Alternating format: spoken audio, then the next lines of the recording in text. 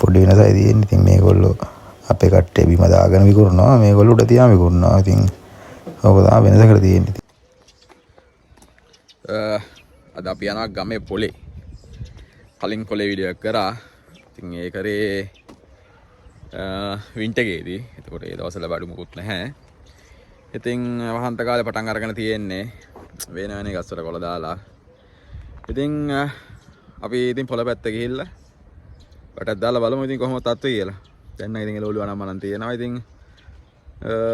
නගර වගේ නෙමෙයි. ඉතින් අර ගම්පැති වල පොඩ්ඩක් ඉතින් අර ලංකාව වගේ තමයි ගමේ පොළ තියෙන්නේ.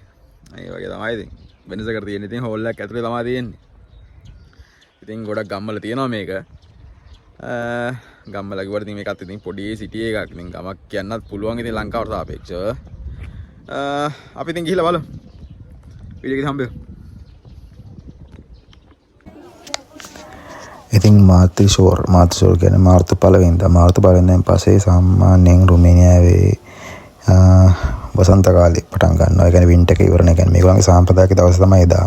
මාර්තු 1 වෙනිදා. හැබැයි ඉතින් දේශගුණෙත් එක්ක ඉතින් ඕක වෙනස් වෙනවා. ඒකට අර ඉස්සෙල් දවස තමයි එදා. ඉතින් එදෙන් පස්සේ මේගොල්ලෝ කරන්නේ ගොඩක් වගා කරන එක. වගා කරන තමයි ගොඩක් මාර්තු 1 වෙනකොට මේගොල්ලෝ ලෑස්ති කරන් ඉන්නවා මේ වගේ පොඩි පැල. ඉතින් මේවේ තියෙන තක්කලි වර්ග ගොඩක් තියෙනවා. ඊට අමතරව මිරිස් ಜಾති තියෙනවා. ඒ වගේ ගොඩක් කියන්නේ කැමට ගන්න පුළුවන් දේවල් තමයි ගොඩක්ම තියෙන්නේ. ගොඩක් දුරට ඉතින් අර මාර්තු මාසෙදි ගොඩක් මුලදී ඉතින් මල් පැල වගේ තමයි තියෙන්නේ. හැබැයි දැන් ගොඩක් වවන ඒවා තමයි දැන් මේ කාලෙදි ගොඩක්ම තියෙන්නේ. මොකද මේ කාලෙදි තමයි වවන්න සුදුසු කාලය. ගැන සාමාන්‍යයෙන් ඉර පායලා එන වසන්ත කාලේ පටන් අරගෙන තියෙන කාලේ තමයි මේක. ඉතින් මේ කාලේ වගා කරලා ඉතින් මේගොල්ලෝ කරන්නේ ඉතින් මේ ටික මේවෙන් පළදාව අරගෙන ආයි ඊළඟ වින්ටර් එක එන්න කලින් ඒවා බෝතල් කරලා පැක් කරලා ඉතින් වින්ටර් එකට ඊට පස්සේ ආයි සූදානම් වෙනවම තමයි මේකේ සයිකල් එක යන්නේ. ඉතින් දැන් මේ කාලෙදි ගොඩක් දුරට දැන් මේ එළියේ පැල ජාති තමයි දාලා තියෙන්නේ. මොකද වෙන්දර සාමාන්‍ය තව මාස 3කින් 4කින් ඉස්සරහට යනකොට දැන් මේවේ ගොඩක්ම තියෙන්නේ මේ ඒරියා එකේ එළවලු ජාති. එළවලු දැන් තියෙන්නේ ඔය පොඩි පැල. ඊට පස්සේ එළවලු ජාති තමයි මේ ඒරියා එකේ තියෙන්නේ. ඊට පස්සේ මේ පැල ජාති මුකුත් නැහැ. ඉතින් මේවා ගොඩක් දුරට ගෙවල් ආශ්‍රිතව ගොඩක්ම අරන් ගිහලා හිටවනවා. නැත්තම් ඉතින් ෆ්ලැට් වල ඉන්න කට්ටියත් ඉතින් ෆ්ලැට් වල ඇතුළේ පොඩි පෝච්චි වල හිටවනවා. අපි යන් ඉතින් ඇතුළේ පොලේ ඇතුළ බලන්න.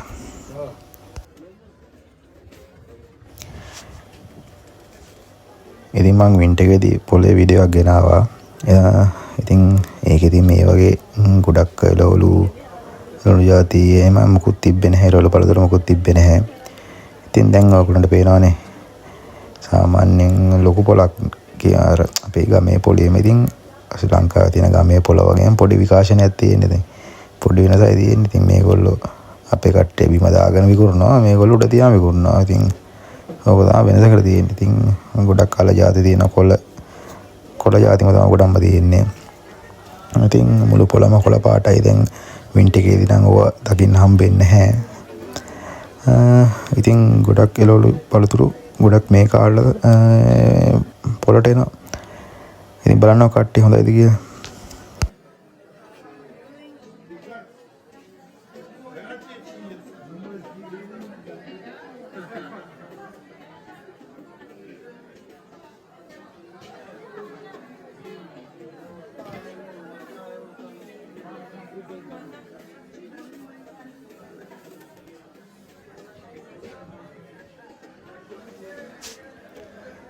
මේ ගාඩ තියෙන එකම අවුල තමයි ඉතින් හැමතැනම තියෙන එකම එළවලු.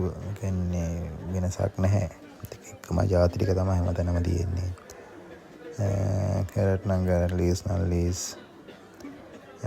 කොළ ජාති නම් ගොඩක් තියෙනවා. ඉතින් ඒකත් ඉතින් හැමතැනම එකම ගාන, එකම සයිස් එක, එකම ප්‍රයිස් එක. ඉතින් ඔහොම තමයි යන්නේ. කිසි වෙනසක් නැහැ. මම ඉතින් ඉස්සරහට බලාගෙන යන්. ඉතින් ගොඩක් මම මේවා ලං කරන්න බෑ. සමහරකින් වයසක කට්ටිය තමයි ඉතින් මේක ඉතින් බඩු විකුණන්න නම් මලන් ඉන්නේ. ඉතින් ඒගොල්ලෝ ඉතින් අර බලන විදිහම සෙට් වෙන්නේ නැහැ සාමාන්‍යයෙන්. ඒගොල්ලන්ට මේව ඇත්තට තේරුමක් නැහැ ගොඩක් වයසක කට්ටියට. ඉතින් මම තමයි ඉතින් බලන්නකෝ.